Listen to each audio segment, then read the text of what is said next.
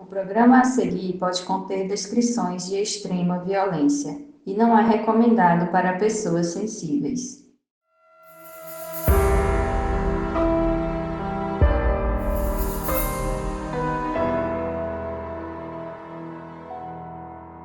Eu sou a Mabê. E eu sou a Carol Moreira. Charles Starkweather era um jovem que nos anos 50 não se sentia pertencente a lugar nenhum. Ele odiava a escola, brigava com a família e achava que a única pessoa com quem podia contar era sua namorada. Ele sentiu uma fúria dentro de si até que ele decidiu colocar pra fora do pior jeito possível. Essa é a parte 1 de um romance mortal.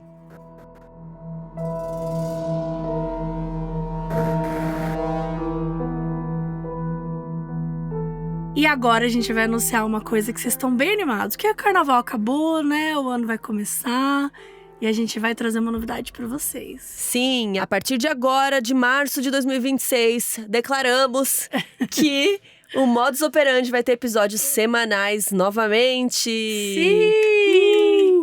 Olha, Sim, gente, voltamos. A gente sabe que vocês queriam muito isso, estamos muito empolgados. E fiquem tranquilos, tá? Se vocês assinam, vocês vão receber mais episódios ainda. Os episódios para apoiadores vão continuar, que são 2 episódios a mais.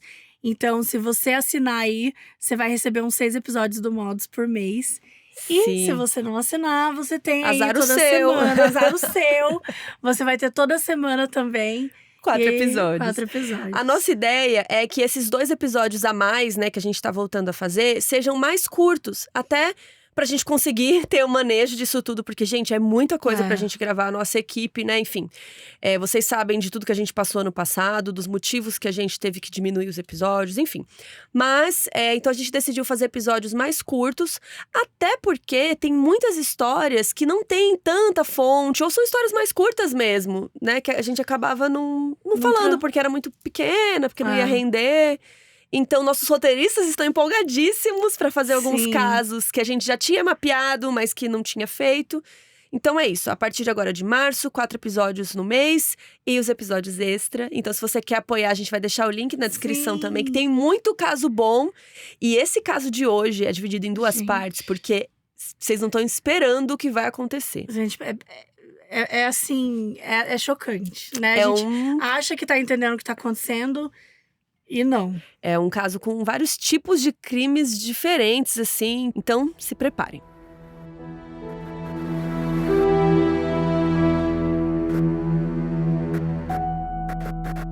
Charles Raymond Starkweather nasceu no dia 24 de novembro de 1938, em Lincoln, no Nebraska. Ele era o terceiro de 7 filhos de uma família que vivia numa pequena casa na área pobre da cidade.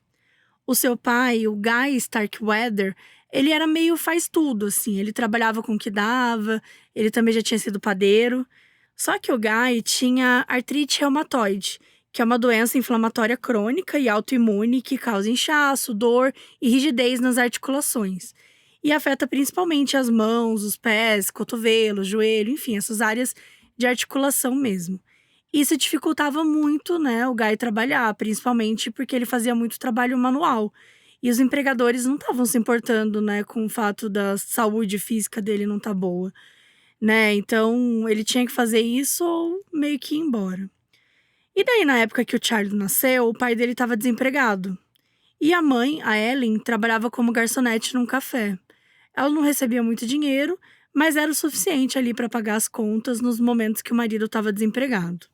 Os Starkweather eram uma família bem batalhadora, só que o dia a dia deles era bem difícil, eles lutavam muito para manter as crianças, ainda mais que ao todo eles tiveram 7 filhos.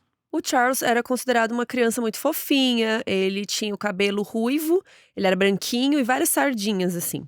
E ele nasceu com uma malformação congênita, as perninhas dele eram arqueadas. É uma condição em que as pernas se curvam para fora, ali da altura dos joelhos, né? Então os tornozelos ficam juntos. E além disso, o Charles tinha miopia, ele tinha um distúrbio de fala, ele gaguejava bastante, trocava alguns fonemas, tipo cebolinha, assim, né? Mas no caso dele, ele falava muito o W, onde era para ter som de R, né, em inglês. E essas questões, geralmente, podem ser resolvidas na própria infância, né, com acompanhamento médico e tal, só que a família não tinha grana. Então, o Charles cresceu, né, convivendo com esses traços. E na escola, ele acabava se sentindo muito inseguro, porque vocês já imaginam, né? Bullying, as crianças sem noção ficavam zoando ele. Zoavam que ele tinha caído do cavalo, por isso que ele tinha, né, a questão das perninhas dele. Ninguém queria ele nos joguinhos, nos esportes, né? Porque ele não ia tão bem. Mas nas matérias, ali nos estudos, ele ia bem. Ele era considerado um aluno super inteligente e ele também tinha predisposição para artes. Só que o bullying, né, gente, só quem sofreu sabe, porque é muito difícil mesmo. Então deixava ele muito triste, muito desanimado. E claro que com o passar dos anos ele não queria mais ir pra escola, né? Não tinha mais vontade de estar lá. Já em casa, as coisas eram um pouco melhores. Ele estava sempre junto do irmão mais velho, Rodney, e ele também tinha um carinho muito grande pela mãe. Ele ficava muito grudado nela. E aí, quando ele foi crescendo, lá para os 8 a 10 anos, ele tinha muito medo da mãe dele ir embora de casa. Porque o pai, ele ia ficando desempregado várias vezes. E aí o Charles via que a mãe pegava turnos extras para pagar as contas.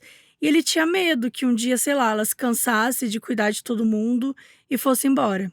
E até por conta dessas questões de saúde, de ficar sempre desempregado, o Guy, né, que é o pai do Charles, ele descontava essa frustração no álcool. Então ele bebia muito, ele chegava super bêbado, e aí na vizinhança os pais orientavam os filhos a nem passar na rua quando ele chegava de carro, porque ele dirigia bêbado. E aí quando chegava em casa ele estava violento, grosso. Teve uma vez que ele até empurrou o Charles quando ele estava brigando com ele e tal. Só que, assim, mesmo se sentindo um pouco intimidado pelo pai, o Charles amava muito ele e considerava um bom pai. Só que tinha essas questões de vez em quando. O Guy ensinou ele a caçar na floresta, ali perto de onde eles moravam. O Charles adorava isso, porque era um momento divertido. Ele se sentia, né, vivendo aventuras numa floresta. Ele gostava de fantasiar histórias em que ele salvava as princesas de criaturas malignas, aquelas historinhas, né? E o Guy percebeu que o filho sofria bullying, foi na escola reclamar, falou com a diretora, né, aquela coisa. Mas não adiantou, até o pessoal da escola nem ligou muito.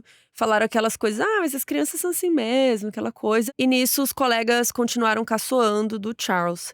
Até que um dia eles rasgaram um desenho que ele tinha feito e ele voltou para casa correndo, chorando. E como ele tinha aquela questão na perninha, ele correu tropeçando. Aí o pessoal ainda ficou rindo dele. Era muito, muito cruel mesmo.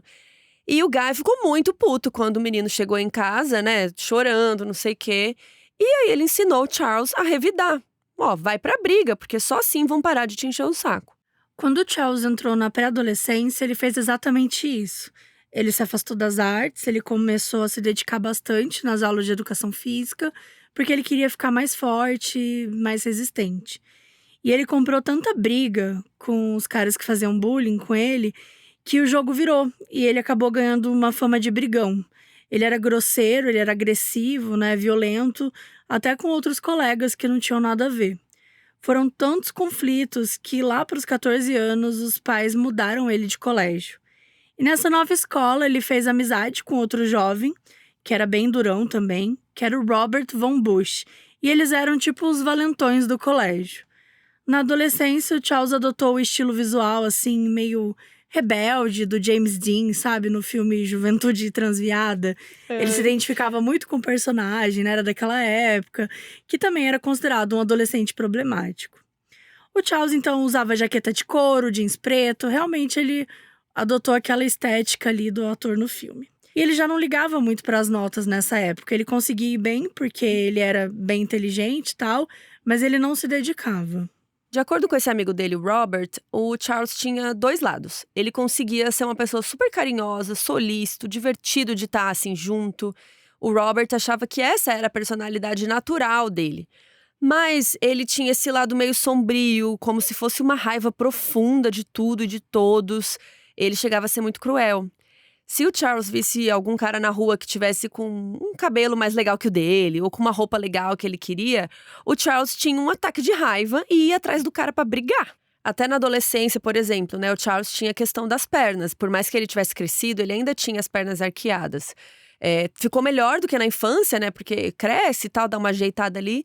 mas ainda tinha uma questão, e ele tinha vergonha do jeito que ele andava, tal. Então, quando ele via algum cara bonito, andando, todo, né, esguio, assim, ele ficava com inveja. Então, pro Robert era como se o amigo dele quisesse se vingar de qualquer pessoa que ele interpretasse melhor que ele. Chegou num ponto que a própria família começou a ter medo dos ataques violentos dele. O Charles não gostava de ser contrariado, ele batia na mesa, fazia cara feia se alguém tentasse impedi-lo de fazer alguma coisa. E aí, aos 18 anos, no último ano do ensino médio, ele largou a escola e começou a trabalhar no armazém de jornais. Ele não via sentido em concluir a educação, porque para ele o colégio era um lugar de memórias traumáticas de pessoas que ele odiava. E morar em Lincoln também irritava ele. Era uma cidade toda descrita como perfeitinha, como o coração pulsante da inocência americana.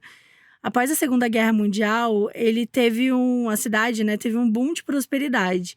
Muitos negócios bem-sucedidos se estabeleceram lá, incluindo companhias de seguros, frigoríficos, armazéns atacadistas. Então era considerado esse lugar aí super seguro, com pouca criminalidade. A Universidade de Nebraska ficava lá, inclusive o campus principal é lá até hoje. E nos anos 50 tinha por volta de 10 mil estudantes. Muitos deles jovens de outras cidades, de outros estados, né, que iam lá para estudar, realizar seus sonhos. Então era muito assim, muito vibes, né, otimista, assim, aquela coisa boa, galera animada, né, os universitários, o comércio ia bem, porque tinha um monte de universitário. Só que o Charles se sentia um peixe fora d'água. Parece que tudo ao redor dele era lindo, harmônico, bonitinho demais, mas ele não se sentia assim. Em parte, ele achava que tudo aquilo era uma grande hipocrisia, que as pessoas eram falsas e que as experiências dele na escola eram a prova disso, porque ele foi muito maltratado. Mas, por outro lado, ele se perguntava se o problema não era ele, se essa angústia que ele sentia era muita, se ele tinha nascido quebrado emocionalmente. E independente do que ele estivesse interpretando a cada momento, ele se sentia muito sozinho, ele achava que ninguém entendia ele. E depois que ele largou o colégio, isso cresceu mais ainda. Só que aí ele conheceu uma pessoa que mudaria a sua vida. A única pessoa com quem um dia ele ia se sentir em paz.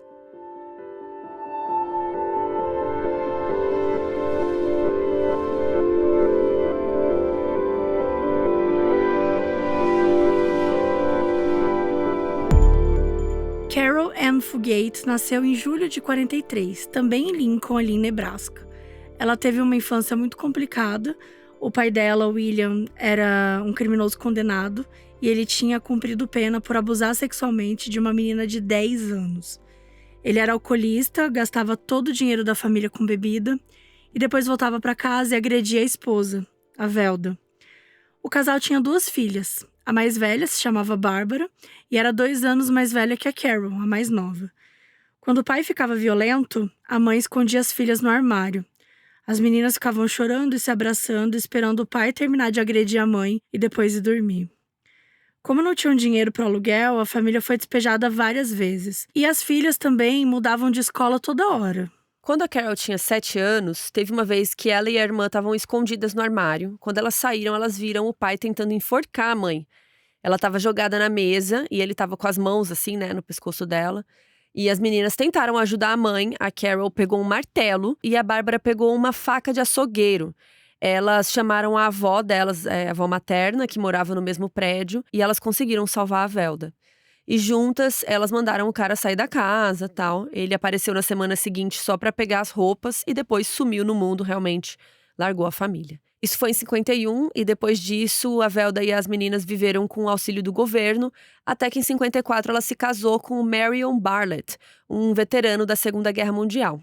E foi aí que as coisas melhoraram. Eles viviam numa área pobre, mas o Marion tinha um emprego fixo e ele tratava muito bem a esposa e as enteadas. Em 55, eles tiveram uma bebezinha chamada Betty Jean e a Carol amou ter uma irmã mais nova. Ela mimava muito ela, fazia de tudo pela menina.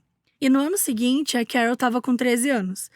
Ela era branca, tinha 1,55 m de altura, tinha olhos azuis e um cabelo castanho escuro. E finalmente estava tudo acontecendo bem, assim, na vida dela. Ela estudava de manhã, à tarde ela era babá de criança, ganhava um dinheirinho. E ela tinha um estilo de roupa meio rebelde. Ela preferia usar a calça jeans preta, Ela usava também várias camisas oversized, né? Sei lá, masculinas, com os punhos dobrados, ao invés de saia e blusa feminina, né? O que se tem como ideia de feminino. E aí ela tava sempre andando dessa forma meio rebelde e tal. Ela tinha um par de botas brancas que ela amava muito, ela usava o tempo todo. Só que mesmo com esse visual, que na época era considerado, rebelde, roqueira e aquelas coisas, todo mundo via ela e achava ela muito fofinha, assim. Acho que é igual você, né, Mabê? Tem esse cabelo azul, doidinha. Mas você é um pouco doidinha mesmo. Eu sou. Você Mas condiz. Tem um pouco a ver, com a imagem mas de eu acho que é doidinha. isso. E a minha voz também, que falam que minha voz é de fofa. Você tem voz de fofa? Tem Não uma sei voz que eu já fofinha. associei com tudo, com a tudo, personalidade. É. Mas realmente, né, tinha uma fase. Você foi emo? É que, não fui emo, mas eu usava maquiagem, tipo, sabe? Eu Preta? usei um pouco aquela maquiagem no olho. Acho que foi uma aquela moda da nossa estética. época. É. Eu não usava franja e eu não ouvia muita banda emo, não. Eu fui ouvir mais tarde. Mas a estética física, assim. Mas eu ia falar que, tipo, eu acho que hoje é uma coisa que a gente não fica muito. A gente não se coloca mais nessas caixinhas, né? Mas quando a Sim. gente era nova, e principalmente aqui, que a gente tá falando dos anos 50, 60, né? né? Anos 60 e tal. Que assim, é uma outra mentalidade. Então era assim, o clubber, a roqueira. Os Porque é grupos. isso, você vê, a menina só usa uma calça jeans e uma camiseta oversize e do nada ela é tipo, uau, ela é roqueira, ela é rebelde. É. Ou então essa coisa, ela tem tatuagem, né? Que era muito associado à rebeldia. E a tatuagem é o quê? Uma borboleta. Exato, tipo assim, e não tem nada a ver, assim. E eu acho que a gente cresceu muito nesses grupinhos. Acho que você quer assim. mostrar o que lado você tá, né? No meu caso, eu não era mocinha, eu não queria usar. Era muito sapatilha, né, nossa época. Então eu usava All-Star e camiseta larga. E, sei lá, não penteava o cabelo, era aquele cabelo comprido, meio doido, sabe? Era isso, e sem maquiagem. É esquisito, porque assim, eu era muito amiga das patricinhas. E houve até uma época que eu fiz uma estética patricinha. Gente, é muito esquisito Você tava pensar performando nisso, assim, patricinha. que eu performava um pouco, assim. Mas eu acho que era muito mais uma coisa de não me conhecer, sabe? Não ter ainda a minha personalidade. É como se só tivessem essas opções, né? Como as minhas amigas eram patricinhas, então meio que era isso que eu ia ser, entendeu? Até você entender que você pode ser você, né? Exato, que era outro caminho. Mas é isso. Então, nessa época, a Bárbara, a irmã dela, tinha 15 anos e começou a namorar um cara mais velho, o Robert Von Bush, o melhor amigo do Charles. Os dois estavam com 18 anos. O Charles tinha acabado de largar a escola nessa época. Lembrando que agora a gente tá falando da vida da Carol, né? Pra vida deles se encontrar ali. Então as famílias se davam bem e tal. A Carol foi até babá pros irmãos menores do Robert. E o pessoal ali sempre ia jantar junto, né? Os pais e tal.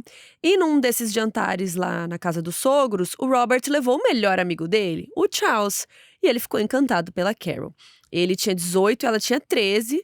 E, né, nessa época, isso era mais comum, dessa distância de idade e tal. E o Charles achou a Carol linda, ela achou ele descolado, engraçado, achou que ele parecia um galã de cinema com aquele cabelo ruivo. E ela realmente achava que ele parecia o James Dean, sabe? A ref, né, da estética ali dele, aquela jaqueta e tal. Os dois flertaram bastante e em questão de dias a dinâmica acabou evoluindo para um namoro firme. A Carol passava as noites no quarto do Charles lendo gibis, eles frequentavam cinemas drive-in e o Charles ensinou ela a dirigir o seu carro, que era um Ford azul claro.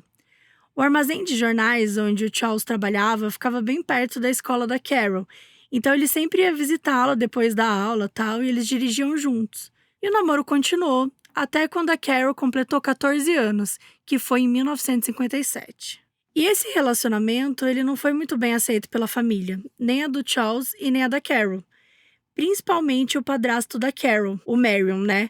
Ele era super contra o namoro, ele achava o Charles velho demais pra ela e dizia que ele tinha um jeito de bandido, de cara problemático. E eu só queria chamar a atenção de como é legal que um padrasto já se incomodava, né, com isso, né, com a idade naquela época, porque, de novo, a gente tá falando dos anos 50, gente. Não existia essa discussão, isso não era uma coisa discutida. Achei interessante o padrasto ter essa leitura, porque a gente sabe que não é uma coisa tão comum na época, né? Ainda mais um homem olhando para essa situação, né, e se incomodando. E o padrasto ficou meio paranoico com isso. Toda vez que a Carol tinha qualquer coisa, ficava meio, não quero comer, sei lá, X. Ele, já tá enjoada, já tá grávida. Aí ele falava, você cavajeste, engravidou a minha filha, não sei o quê. Mas ela nunca chegou a engravidar. E a família do Charles também era contra esse namoro, mas eles tinham opinião ao contrário. Eles achavam que a Carol que era uma influência negativa, que mantinha o Charles afastado da família e tal. Então, o resumo é que eles não podiam se encontrar na casa um do outro, né? Então, eles passavam um tempo juntos na rua, aquela coisa, até que um dia a Carol estava dirigindo o carro do Charles e bateu. Mas o carro não era dele, né? Era do pai dele. E o filho só podia usar no dia a dia. Então, quando o pai dele soube o Guy, né? O Guy ficou possesso e falou pro Charles não deixar mais a menina dirigir, né? Também as ideias. E o Charles se recusou, ele falou que não ia impedir a namorada de dirigir. E daí eles acabaram tendo uma briga física. E foi muito feio, assim, tipo, o Guy arremessou o Charles pela janela, tipo, quebrou o vidro, ele caiu do lado de fora, no quintal da casa. E aí o Guy disse que o filho dele não era mais bem-vindo e expulsou o menino de casa. E depois disso, o Charles começou a morar num prédio de habitação coletiva. E o Robert, o amigo dele, tinha casado com a irmã da Carol, né, a Bárbara. E eles estavam morando lá também, né, então eles ajudaram o Charles a conseguir um apartamento barato e tal. E aí o Charles também trocou de emprego, ele se tornou coletor de lixo e ele e a Carol continuaram juntos. E com uma mentalidade cada vez maior de que só tinham um ao outro, né? Que eles estavam naquela coisa que os pais não aceitavam eles e tudo mais. Na cabeça do Charles, era como se fossem eles contra o mundo. E ele estava super disposto a comprar essa briga.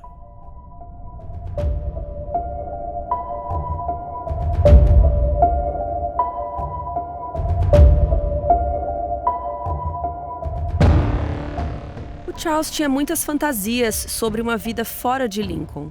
Ele queria sair de lá e viver aventuras de carro pelos Estados Unidos.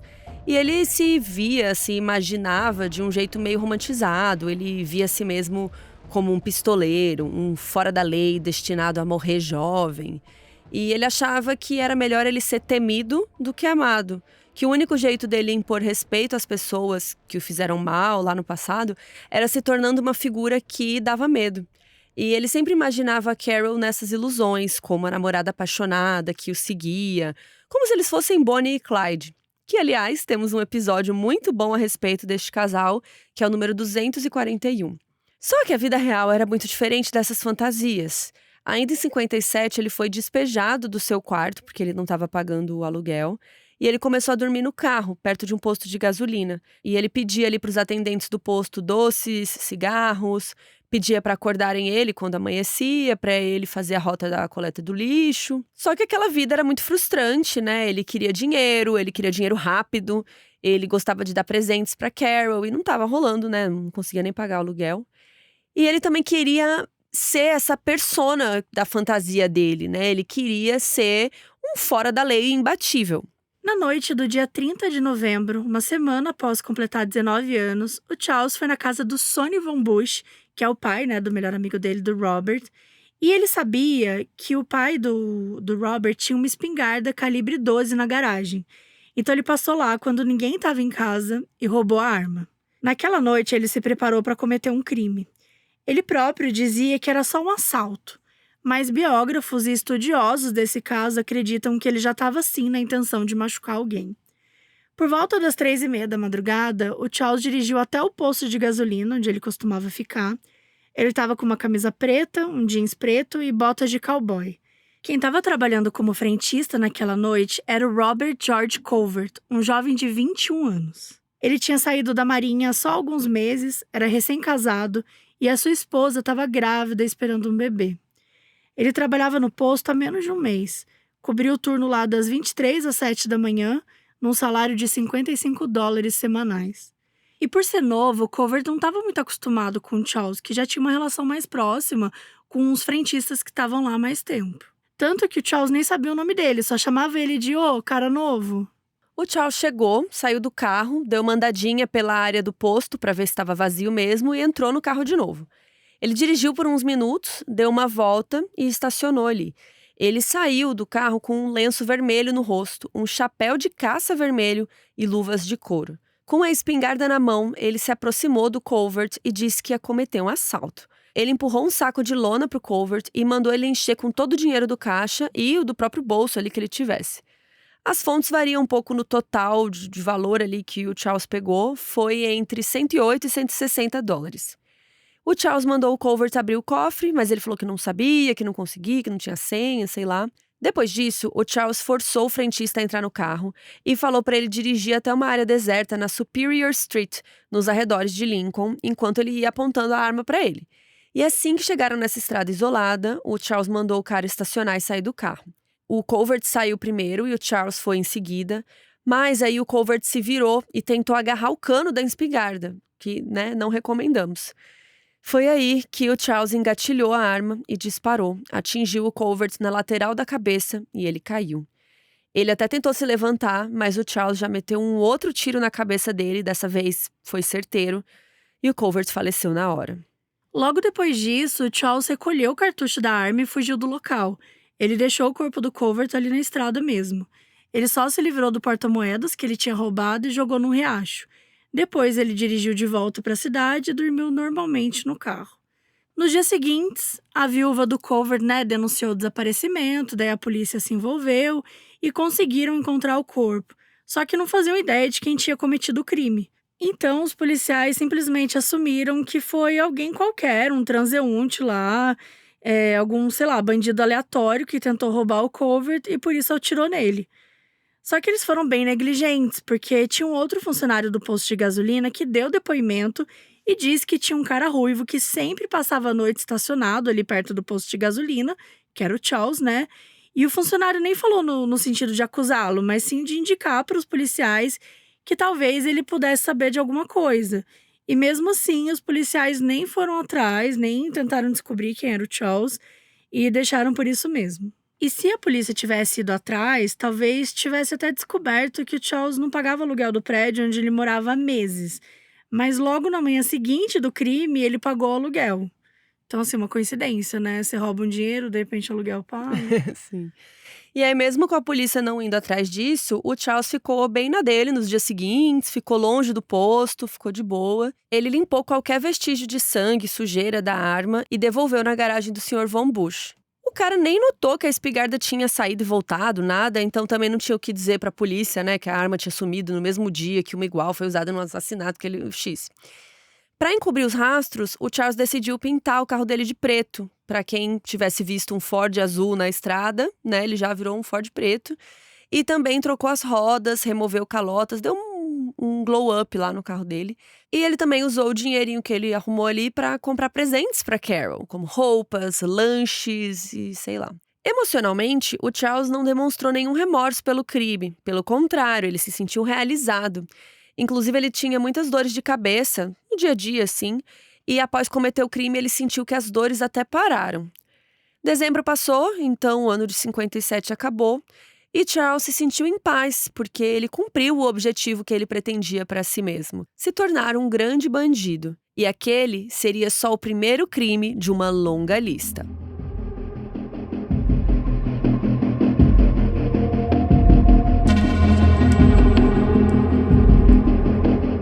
Em janeiro, tudo estava relativamente normal na vida do Charles.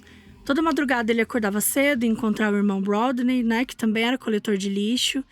E nesse período aí de festas de fim de ano, início de ano e tal, eles conseguiram ficar juntos numa mesma rota. Então, mesmo brigado com o pai, ele continuava próximo do irmão. Eles trabalhavam a manhã toda, acabava ali por volta da 1 da tarde, e aí depois o Charles ia buscar a Carol na escola e eles passavam a tarde juntos. Nessa época, ele estava com 19 e ela com 14. Ele sempre enchia ela de presentes que achava no lixo, que ainda estava ali numa boa qualidade, tipo joias, até um rádio uma vez. E ele continuou cultivando o hábito dele da adolescência, de caçar. O pai dele tinha ensinado para ele e tal, ele continuou caçando. Então, alguns quilômetros ali de Lincoln, tinha uma fazenda de um amigo do pai e ele sempre ia lá para caçar no campo. Ele caçava principalmente coelhos. Ele até levou a Carol algumas vezes para ensinar ela a atirar com o rifle. Ele colocava aquela clássica cena de filme, umas latas de metal para treinar a pontaria. E além do tiro com o rifle, ele também treinou ela para jogar a faca de caça pra fincar na parede. Sabe quando você arremessa assim, tipo, tem até uma mira no meio, né? Tem filme que tem isso também. Que a pessoa taca a faca, ela vai girando e acerta a parede e fica fincada lá, né? E aí eles ficavam praticando, competindo pra ver quem conseguia fincar mais vezes e tal. E a Carol amava tudo isso, admirava muito o Charles, que ele tinha essas habilidades, né, de atirar, de usar facas, nananã. Ela gostava de estar ali com ele, aprendendo tudo. E quando ele estava usando as armas, a Carol via nele uma coragem, uma coisa masculina, uma energia masculina que ela gostava, que ela, sei lá, se envolvia mais por ele ali. E ela entendia por que a família dela tinha receio do Charles. Só que do ponto de vista dela, isso tudo era muito inofensivo. Ela achava que o Charles deixava ela mais madura, mais esperta. Ele era muito carinhoso com ela também. E o namoro sempre foi firme ali. Até que no dia 19 de janeiro, uma coisa mudou. Era um domingo e o Charles resolveu passar na casa da Carol para dar um oi e ver como ela tava. Ela tava lavando umas roupas no quintal e ela não recebeu ele muito bem, ela tava meio ríspida. Ela disse para ele que não queria mais vê-lo, que não era para ele visitá-lo nem buscar depois da aula. E depois disso, a Carol entrou na casa e ele viu ela contando para a mãe o que tinha dito para ele. E daí a mãe foi lá no quintal e mandou ele embora. E ele ficou bem confuso, ficou com raiva, ele não estava entendendo, porque foi meio abrupto, né? E ele não sabia se era a família dela que tinha proibido ela de ver ele ou se ela mesma que tinha cansado dele, né? Só que ele ficou com muita raiva. E assim, a Carol era basicamente a única coisa boa na vida dele. E ele se recusava a perdê-la. 2 dias depois, na terça-feira, dia 21 de janeiro, o Charles foi trabalhar de manhã com o Rodney e ele falou pro irmão que ia sair pra caçar com o padrasto da Carol, o Marion, naquela tarde. Por isso que ele precisava do rifle 22 do irmão. O Rodney estranhou, porque ele sabia que a família da Carol odiava o irmão dele, então, né, ele vai andar com o cara, né, sei lá. Mas falou, beleza, depois a gente pega lá o rifle e tal, e aí depois do trabalho eles foram lá na casa do Rodney, ele entregou pra ele. E aí o Charles chegou no seu apartamento por volta de 1 da tarde e foi se arrumar. Vestiu um par de jeans novos, uma camisa cinza e a jaqueta de couro preta dele. Ele vestiu suas botas de cowboy favoritas, que eram um par azul e branco, que tem aqueles, tipo uns bordados, aquelas botas compridas até o joelho, assim, que tem uns bordados desenhados, assim, bem comum, né, de cowboy. Aí ele saiu de casa e dirigiu até a casa da família da Carol. Chegou lá por volta de 1h30 da tarde. E aí ele bateu na porta da cozinha, nos fundos, e ele tava com o rifle na mão. Tinham 3 pessoas em casa. O padrasto, né, o Marion, a mãe, a Velda, e a bebezinha Betty Jean, de 2 anos. A Carol estava na escola e a irmã mais velha não morava mais na casa, porque ela tinha casado, né, com um amigo do Charles, o Robert. Quando a Velda abriu a porta, ela levou um susto, porque imagina, ela deu de cara com o Charles com a arma na mão. Ele falou que ele estava ali para caçar com o Marion e foi entrando na casa e sentando no sofá. E ele começou a limpar o rifle e falou pro Marion que ia sair com ele. E ele estava agindo ali na maior naturalidade, sabe? Como se realmente tivesse rolado esse convite, sei lá, como se eles tivessem combinado, como se alguma vez na vida eles tivessem saído para fazer isso. E assim, o Marion nem ia caçar naquele dia, tal, ele ficou muito puto e ele saiu da sala. E daí a mãe, né, da Carol chegou pro Charles e falou, olha, melhor você ir embora, ninguém quer você aqui, não era mais para ele ver a Carol.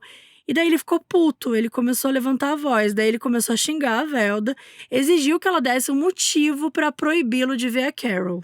A Velda deu um tapa nele, o Charles ficou possesso e saiu da casa lá todo furioso, dirigiu ao redor do quarteirão e voltou, estacionou no mesmo lugar. Ele se acalmou e entrou na casa de novo, mas dessa vez o Marion tinha voltado para a sala, aí os dois bateram boca. A briga foi indo pro nível físico, o Marion se irritou tanto que deu um chute na bunda do Charles, tipo, chutando ele pra fora da casa. Aí o Charles saiu, ficou com tanto ódio que ele foi numa loja ali perto, usou o telefone público e ligou pra transportadora onde o Marion trabalhava. Sem se identificar, ele falou que o Marion estava doente e não iria trabalhar nos próximos dias e retornou à casa da família mais uma vez. Só que dessa vez ninguém abriu a porta, então ele sentou na varanda ali dos fundos e ficou esperando a Carol chegar da escola. Agora as coisas ficam um pouco complicadas, porque existem 2 versões dessa história. A versão do Charles e a versão da Carol. Uma das nossas fontes para o episódio é o livro Starkweather, The Untold Story of the Killing Spree That Changed America, escrita pelo Harry N. McLean. E lá ele conta as duas versões. Ele conta a versão do Charles e a versão da Carol. Eles tiveram percepções completamente opostas de tudo que aconteceu na história. Então, pelo resto dessa história, gente, tudo aqui a gente vai ter que fazer o fragmentado. A gente vai ter que fazer o fragmentado. Aqui ele disse, ela disse e tal, não sei o que. A gente vai trazer essas versões e a gente vai tentar discutir um pouco, né? Qual será a verdade, Qual que é a verdade, o que os historiadores, né, desse caso dizem mais sobre isso, enfim. A gente vai tentar trazer um pouco, contar essa história, mas realmente é confuso. Então, vamos começar com a versão do Charles primeiro. A Carol chegou em casa por volta das 4 da tarde. E lá dos fundos, o Charles ouviu uma discussão entre ela e a mãe. Provavelmente, quando ela chegou em casa, eles devem ter contado tudo que tinha acabado de rolar. Nananã. O Charles entrou na casa de novo e todo mundo começou a brigar de novo, aquele caos. A Velda disse que não queria mais o Charles ali, acusou ele de ter engravidado a menina, deu um tapa na cara dele. Só que o Charles revidou, ele deu um golpe na cabeça dela. O Marion ficou com tanta raiva que pegou o Charles pelo pescoço e tentou jogar ele pra fora da casa. E aí eles ficaram ali brigando, né, uma luta física, enquanto a Velda, a Carol e a bebê, Betty Jean, assistiam tudo isso. O Marion se soltou do Charles e correu pra pegar um martelo. E ele voltou na direção do Charles com o martelo, né, pra atingi-lo. E nessa hora o Charles, que estava com o rifle na mão, né, ativou o rifle e deu um tiro certeiro na cabeça do Marion. Ele matou ele ali na frente da família. A Carol ficou completamente chocada e imóvel assistindo tudo. Ela não sabia o que fazer. Enquanto isso, a Velda correu pra cozinha e voltou armada com uma faca de açougueiro. E quando voltou, ela ameaçou cortar a cabeça do Charles se ele não fosse embora imediatamente. Gente, eu tô desesperada com essa mulher. Alguém, tipo né? assim, acabou de atirar e matar o seu marido na tua frente. Sabe? Pega a bebê e foge, sei lá, enfim, né? Ela é guerreira, nossa. Enfim, a Carol, né, tentou arrancar o rifle da mão do Charles. Só que a Velda empurrou a filha porque não queria que ela se envolvesse. E daí ele conseguiu recuperar o rifle e ele atirou na Velda bem na boca. E o tiro machucou muito, mas ela não morreu. Ela ficou meio agonizando em pé, meio que tropeçando enquanto tentava andar. Foi aí que o Charles se aproximou e deu 2 coronhadas bem fortes na cabeça da Velda. E os golpes foram fatais. Ela caiu morta no chão, na frente das filhas. A bebezinha começou a gritar, a chorar. Ela não estava entendendo, mas você vê sua mãe caída, né? Sei lá, confusão. O Charles, querendo que a menina ficasse quieta, deu uma coronhada na cabeça dela. O golpe fez ela tropeçar e cambalear ali, que ela bateu numa mesa, só que ela continuou gritando. A Carol, vendo toda aquela cena, né, ela viu que o choro da nenezinha estava irritando o Charles, então ela começou a gritar pra irmã dela ficar quieta, né, tipo, tá bom, não sei o quê. Mas não adiantou. O Charles fez uma coisa horrível, gente. Ele pegou a faca que a Velda tinha usado pra ameaçá-lo e jogou na direção da Betty Jean. Lembra que ele sabia atirar a faca, né? E a faca atingiu bem na garganta da menina, que morreu na hora. E aí a Carol ficou mais uma vez imóvel, né? Ela assistiu o padrasto, a mãe e a irmã, todos eles morrerem violentamente na sua frente. Eu não consigo nem imaginar o que ela sentiu nesse momento, o nível de violência, de sentimentos mesmo, de choque, de ver, né, a pessoa que você ama fazendo isso, enfim.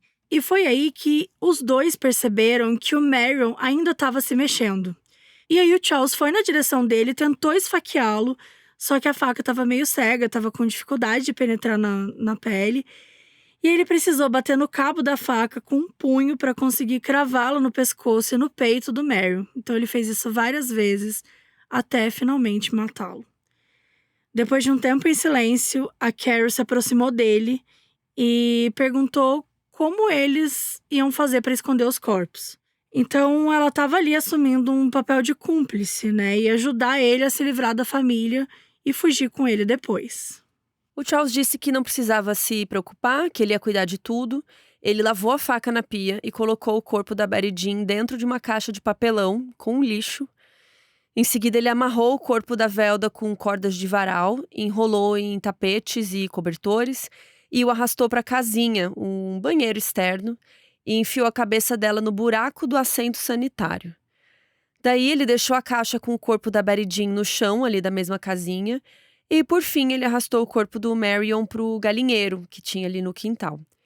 Então ele escondeu os corpos assim, limpou o sangue e foi numa loja comprar refrigerante e batata frita. De acordo com a versão dele, né, ele e a Carol passaram a noite toda rindo, assistindo TV, jogando cartas, enquanto os corpos da família dela estavam lá congelando no quintal.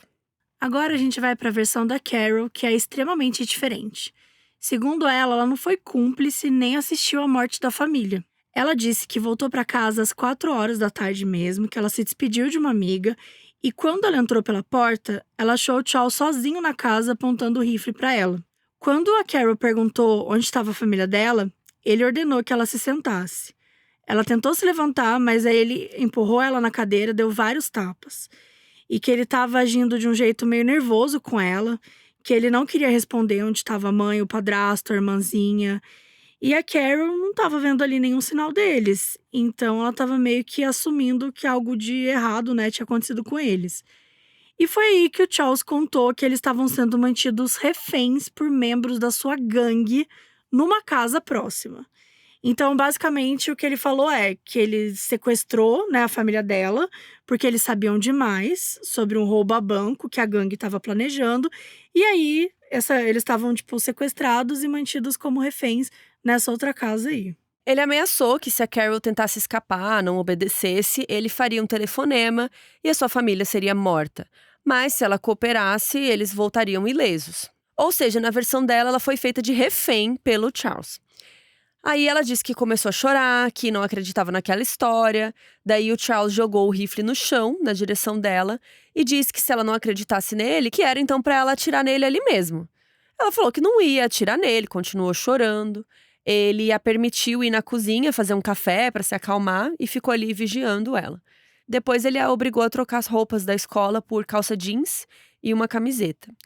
No resto da noite, ele a obrigou a ficar sentada com ele no sofá, vendo TV, enquanto ele brincava de atirar a faca de açougueiro da mãe contra a parede várias vezes.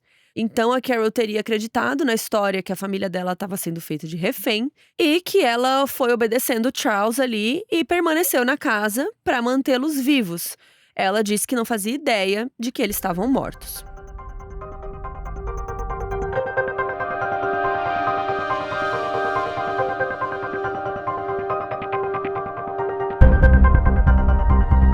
O crime aconteceu no dia 21 de janeiro, então eles passaram uma semana dentro da casa. Então não dá pra saber como é que eles passaram essa semana, porque de acordo com a visão dele, essa foi a melhor semana da vida deles, porque eles estavam vivendo um paraíso particular, eles tinham se livrado do problema deles, e na cabeça dela, ela estava apenas como refém dele, tentando se proteger e manter a família viva, né? Porque segundo ela também não sabia que a família já tinha morrido e tal. Lembrando que aqui ele tinha 19 anos, ela tinha 14, e aqui a gente tem a confirmação de um envolvimento sexual, né? Que eles fizeram sexo aí. A gente não sabe se antes, no namoro, eles já estavam transando ou não, mas aqui a gente sabe que sim. Na versão do Charles, eles transaram muito nessa semana, que eles, né, se divertiram, transaram várias vezes até no mesmo dia. Só que na versão da Carol, todas as vezes que eles tiveram relações, não foi consensual, que ela aceitou porque ela se sentiu coagida, né, com medo dele ficar agressivo e tal. Ela nunca usou o termo estupro, mas, né, se ela foi coagida, é isso que aconteceu.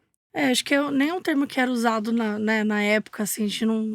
Usado assim, mas não existe isso, principalmente quando você fala de namoro, né? Tipo, é namoro, não tem como o namorado estuprar. Sim. Tipo, o marido não estupra a mulher, porque a mulher precisa transar sempre. Então, essa lógica, né, que a gente fala hoje, ela não era aplicada ali naquela época.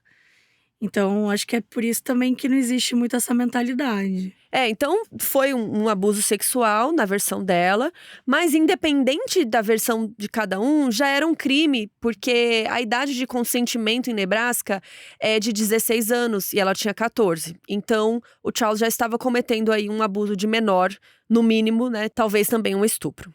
E na visão dele, eles estavam completamente em paz com os crimes, né? Eles trocavam juras de amor o tempo todo. Que a Carol dizia que o que mais importava no mundo era ele, sabe? Aquela vibe assim, você matou minha família, mas era o que a gente precisava pra ficar junto. E que ela teria sido uma cúmplice ativa. Eles vasculharam a casa pra procurar vestígios ali na cena do crime. E daí eles encontraram uma espingarda calibre 410 E o Charles até serrou o cano com uma serra manual para ela ficar mais letal e portátil.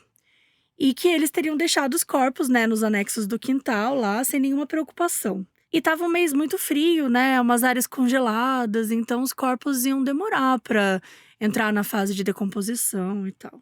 Já na versão dela não foi nada disso. Sempre que o Charles precisava sair para ir no mercado, algum lugar, ela disse que ficava amarrada com toalhas, com cordas de varal, que às vezes ficava amordaçada e que ao longo desses dias não fazia ideia de que a família dela tivesse morta lá. Então, não é que ela estava de boa com isso, comemorando, transando, não era nada disso. Como vocês devem imaginar, né, o sumiço de uma família inteira não passa despercebido. O Marion não foi trabalhar, a Carol não foi para a escola. Então, aos poucos, as pessoas começaram a ligar e até aparecer na casa para tentar saber alguma coisa, né? O Charles instruiu a Carol para que sempre que alguém buzinasse, ela abrisse a porta sorrindo e falasse que a família estava toda doente. Aí o leiteiro e o senhorio foram os primeiros a aparecer nos dias seguintes, e daí ela abriu a porta, meio que tossindo, fungando, falando que ela não queria comprar leite, ou que não podia conversar, que meio que estava todo mundo doente. E uma coisa que facilitou muito para o Charles é que naquela época, ter telefone em casa não era uma coisa muito comum. Ainda era uma novidade, era um luxo reservado para famílias com maiores condições financeiras, o que não era o caso ali. Lembram que ele foi até no telefone público para ligar para o trabalho do Marion e tal? E então, o chefe do Marion apareceu lá na porta para perguntar, né, quando que o cara ia voltar para trabalhar e tal. E mais uma vez a Carol atendeu a porta fingindo que estava meio gripada, né? Falou, meu padrasto tá doente, não sei o quê. E aí, depois de tantas visitas, o Charles ficou de saco cheio e mandou a Carol botar logo um bilhete na porta dizendo: fiquem longe, todos estão doentes. Pouquíssimo suspeito, né? Vão embora. Vão embora, não entrem aqui. E eles já estavam lá na casa desde terça-feira, dia 21, até que na sexta, no dia 24, o Rodney, o irmão do Charles, foi lá na casa. Ele estava procurando o rifle que ele tinha emprestado pro irmão dele, né, e que não foi devolvido. E era o rifle que o Charles tinha usado nos assassinatos e estava lá na casa com ele. O Rodney bateu na porta, daí a Carol dispensou ele também, né? A família estava toda doente e tal. E aí no dia seguinte, no sábado 25, o Charles resolveu devolver o rifle, até para evitar do irmão aparecer de novo. Só que ele não queria entregar nas mãos do irmão, porque ele não queria que o irmão fizesse perguntas, né? Por que ele tinha sumido por dias, por que o rifle estava todo danificado. Então ele pegou o carro, ele dirigiu até a casa da sogra do Rodney e, como ela era uma senhora que não entendia nada de armas, ele só devolveu o rifle pra ela e falou assim, entrega pro Rodney. Então ela nem percebeu, né, que a arma estava danificada. E aí foi isso, ele entregou pra ela e foi embora.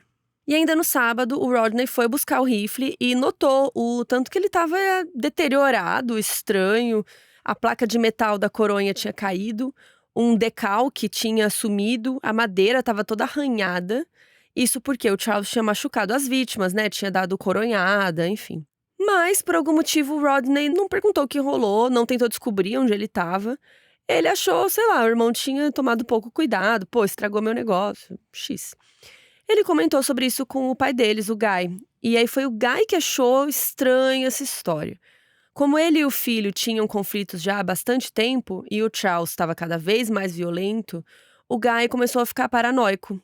Ele tinha botado na cabeça que talvez o filho quisesse machucá-lo.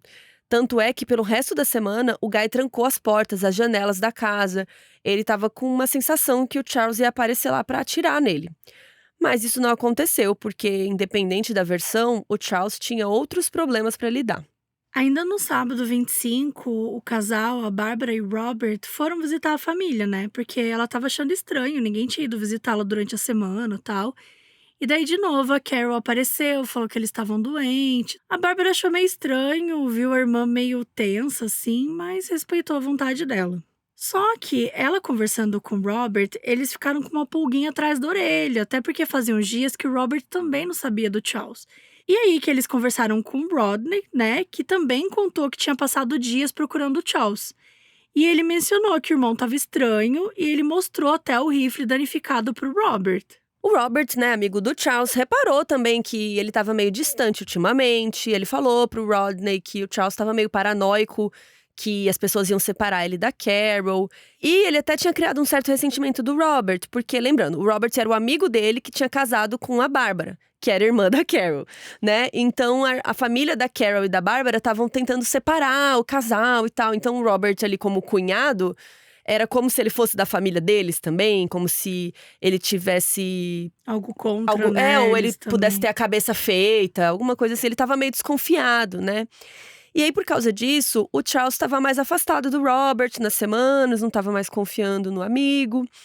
E aí, depois de juntarem essas informações, o Rodney e o Robert decidiram ligar para a polícia para falar: olha, o Charles está sumido, talvez ele esteja com uma arma, contar um pouco, né? E que talvez ele estivesse na casa da Carol. Naquela mesma noite de sábado, os policiais bateram novamente na porta da família da Carol.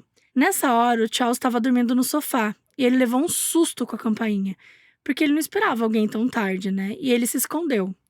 A Carol atendeu a porta e seguiu as instruções de sempre. Falou que estava todo mundo gripado, que não era uma boa ideia os policiais entrarem e tal.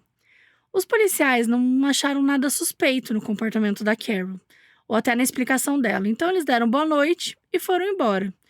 Eles nem pediram, né, para verificar nenhum lugar, enfim. E aí, de volta na delegacia, eles registraram o caso como conflito doméstico. Como se a denúncia do Rodney fosse só alguma coisa de picuinha de irmãos, e não algo mais sério. Agora, gente, pelo amor de Deus, como que fala, esse cara tá sumido e ele tá com uma arma, a polícia não é bate sério. na porta, não, é uma picuinha de irmãos. Gente, é bizarro, não dá importância pra umas coisas, sabe? Tipo, sei lá. Aí, no domingo, dia 26, o Charles e a Carol continuaram dentro da casa o dia todo. Eles não receberam visitantes, né, tentativa de visitantes. Então, o Charles ficou um pouco mais relaxado. Na versão dele, né, que eles estavam de lua de mel praticamente ali, domingo foi o melhor dia de todos, que a Carol estava muito carinhosa, que eles transaram. E pra Carol, sempre o oposto, que ela estava com muito medo, que ela estava perguntando sobre seus pais e tal. E aí o Charles se irritava com essas perguntas e ela sentia que precisava mantê-lo bem. Então, por isso que ela, né, ia ali fazendo as coisas que ele queria fazer, fingindo que estava se divertindo e tal. Nesse final de semana, a Carol foi ficando mais desconfiada de que algo ruim teria acontecido com a família dela. Porque ele já estava ali na casa há 5 dias. E ele não tinha levado ela para ver os pais, para ver a irmã. Ela pedia para vê-los, tal, para saber se estava bem, mas ele se recusava. Ele falava que não podia arriscar deles serem descobertos, porque se saíssem da casa, né, para ir nessa outra casa que a família estava refém, podia ser que algum vizinho visse, ligasse para a polícia, enfim. E aí o Charles mandou ela confiar nele, falou que o melhor era eles continuarem dentro da casa. Até que no dia seguinte, a situação ficou num ponto sem volta.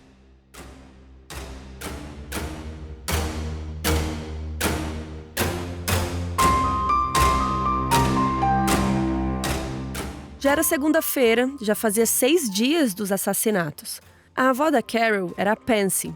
Ela sempre foi uma mulher muito protetora, principalmente porque a filha dela, né, a Velda, tinha sofrido muito nas mãos de um marido abusivo, que era o pai da Carol, né, o primeiro marido dela, em que inclusive a Pansy, junto com as netas, né, que tinham ajudado a expulsar o cara da casa. Então, a Pansy sempre estava de olho, né, se estava tudo bem, se o marido não estava fazendo nada errado. E ela foi uma das pessoas que visitou a casa nos dias anteriores e se deu de cara com a Carol falando: não entra, vó, tá todo mundo doente, não sei o quê. Isso foi muito estranho, porque já tinha uma semana que ela não tinha notícias, ninguém tinha ido visitá-la, ninguém tinha falado com ela, mesmo ela morando muito perto. Então, nessa segunda de manhã, ela foi lá de novo. A Pansy chegou na casa por volta das 9 da manhã e a Carol atendeu a porta. Ela percebeu que a neta estava pálida e com olheiras. Ela insistiu para entrar, mas a Carol disse que ela precisava ir embora, que tinha que confiar nela e que a vida da mãe, da Velda, dependia disso.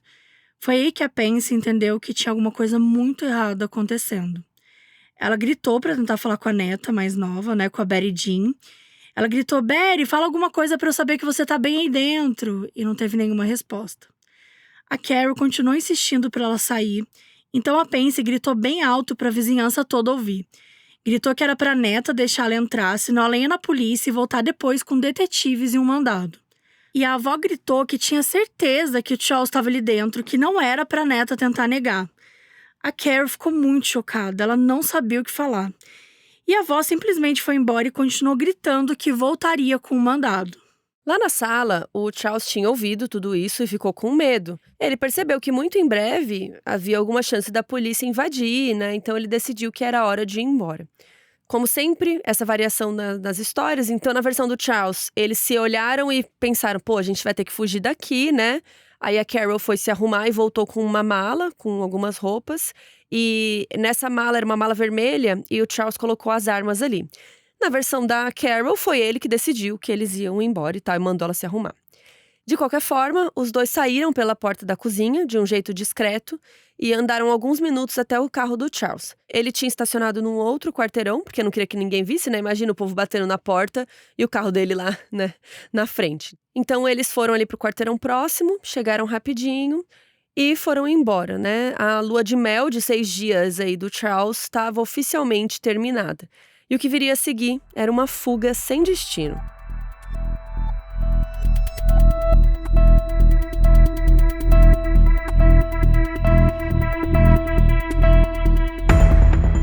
E menos de uma hora depois deles saírem, a Pansy voltou na casa, dessa vez junto com 2 detetives da polícia. Era ali 10h30 da manhã. Eles tocaram a campainha, não tinha ninguém em casa, né? Então eles tentaram entrar por conta própria. Mas a porta estava trancada. Então os detetives deram a volta na casa, tentando achar algum lugar para entrar. Até que eles encontraram uma janela destrancada nos fundos. E eles entraram por lá e a Pansy entrou junto, né? Ela queria ver o que estava rolando ali dentro. E de fato a casa tinha muitos elementos suspeitos. Buracos de faca nas paredes, estojos de bala, o cano cerrado de uma espingarda sobre o piano. Tudo indicava que havia acontecido algum tipo de violência lá. Só que assim, não tinha nenhum corpo, não tinha sangue, né? Tava tudo meio limpo, assim, nesse sentido, mas tava tudo estranho. Tudo indicava que havia ocorrido algum tipo de violência lá. Não era uma cena de crime assim, tem um corpo, tem sangue e tal. Não, mas tinham esses elementos super estranhos e uma ausência total da família, né? Só que eles não foram na área externa lá no quintal. E eles também não acharam as vítimas. Então, sabe o que eles fizeram? A Pansy estava super nervosa, né? Ela queria fazer alguma coisa e tal. Só que os detetives levaram ela para casa. E eles foram bem grossos, assim, como se ela tivesse feito eles perder tempo, né? Tipo, tá se metendo aí na vida dos seus parentes, não sei o quê. Foram bem grossos com ela. Eles largaram ela na casa dela, mas ela pegou e foi para um café, um lugar de café próximo ali onde ela morava. E pediu para ficar ouvindo as notícias no rádio, né, gente? Outra época. E ela tava com uma sensação muito ruim. Ela sabia que a qualquer momento alguma notícia ruim chegaria. E ela tava certa. O dia foi passando e daí o Rodney e o Robert conversaram de novo, né? Lembrando que o Rodney é o irmão do Charles e o Robert o amigo dele. E casado com a Bárbara.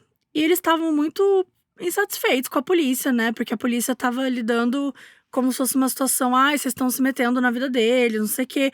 Então eles mesmos foram na casa e resolveram investigar por conta própria. Eles chegaram na casa, viram a casa toda vazia, escura, tal. E aí eles foram olhar as áreas anexas, né? Aquelas casinhas que a gente comentou. E foi aí que o Robert entrou no galinheiro e ele sentiu um cheiro estranho. Ele se aproximou e viu algo enrolado num papel verde, uma coisa estranha, assim, parecia num formato de um corpo. E sim, era o corpo do Marion, o padrasto da Carol. O Robert ficou em choque, ele nem encostou em nada, porque ele sabia, né, que não era pra encostar em nada, né, como a gente sempre fala aqui no Modus. Se você encontrar alguma cena do crime, alguma coisa esquisita, chama a polícia, né, não vai mexer lá. É que é foda, porque não dá pra nessa saber quanto história, tempo, né? Não, na polícia não tá servindo pra nada, né? E aí ele correu lá pra fora, chamou o Rodney e falou, olha, a gente precisa chamar a polícia, precisamos sair daqui e tal. Só que o Rodney quis fuçar mais no quintal, né? Ele quis olhar o banheirinho lá, o banheiro externo. E ele entrou no banheiro e encontrou o corpo, que era o da Velda, né? Ele não sabia ainda, tava aquele negócio enrolado nos cobertores. E ao lado do corpo, aquela caixa onde tava o cadáver da bebezinha, né? A Betty Jean. A gente não sabe se ele abriu essa caixa, ele soube do corpo ou se foi a polícia que encontrou depois, mas o fato é que eles viram aquela coisa toda ali, foram correndo até a delegacia e aí os policiais foram urgentemente averiguar a casa.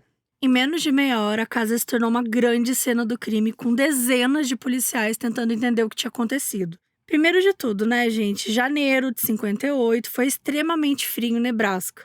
Várias áreas congeladas.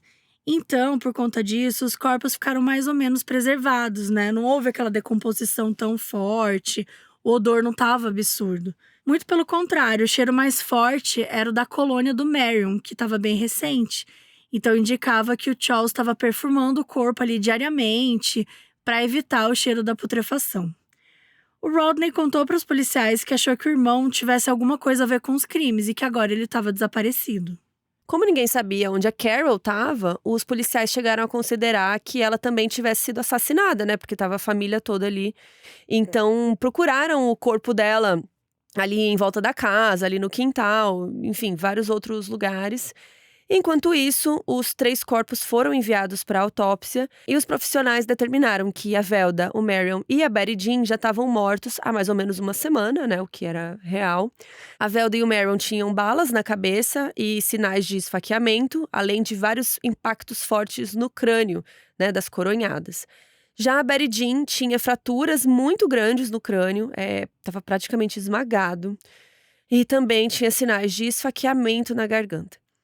E aí, quando a polícia, né, soube dessa info que eles estavam mortos há dias e que a Carol tinha atendido a porta da casa durante esses dias, falaram, pô, ela não tá morta também. Então não tem corpo dela que a gente tem que achar. Ela é cúmplice desse cara.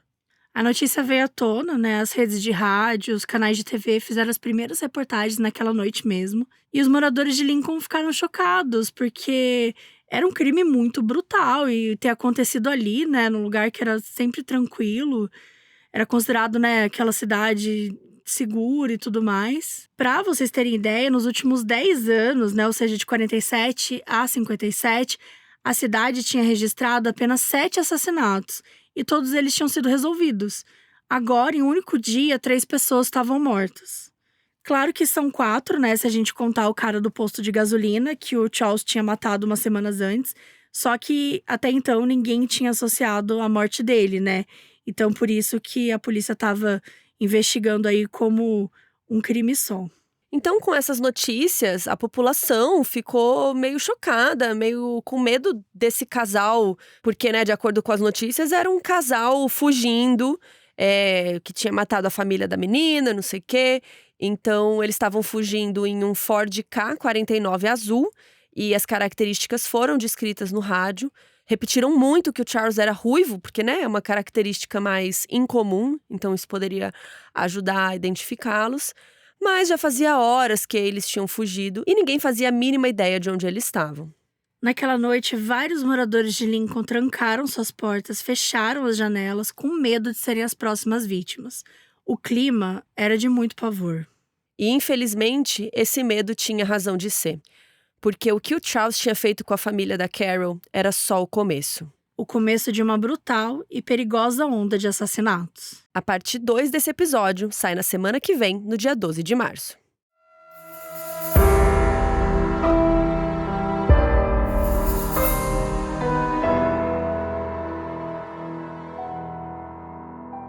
O áudio no início desse episódio é da Drica Mendes. Obrigado por apoiar a gente.